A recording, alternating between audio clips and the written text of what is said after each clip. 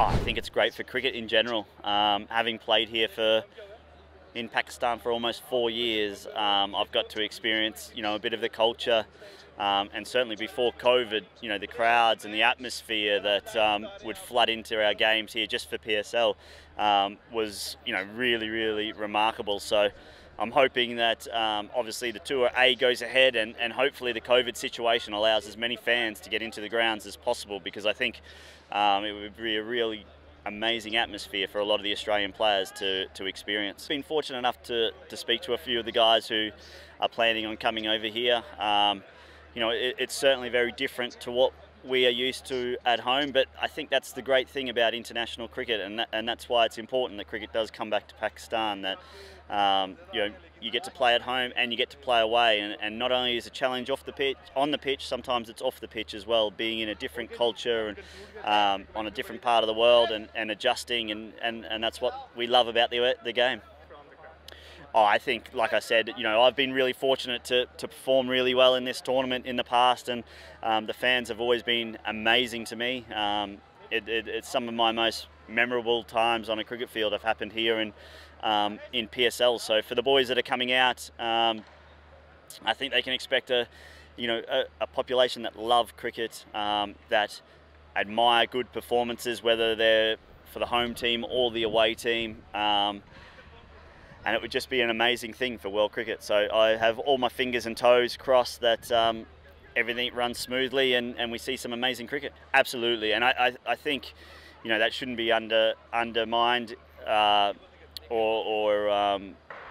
it's hugely important in a time where there seems to be a growing gap for Test playing nations around the world, and the amount of cricket they play. It's hugely important that some of the more established Test playing nations lift their weight and help out the other Test playing nations that aren't as fortunate as we are.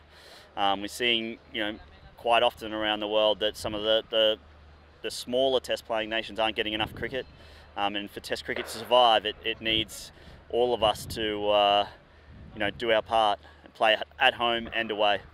Oh, I mean, the quality of cricket's outstanding.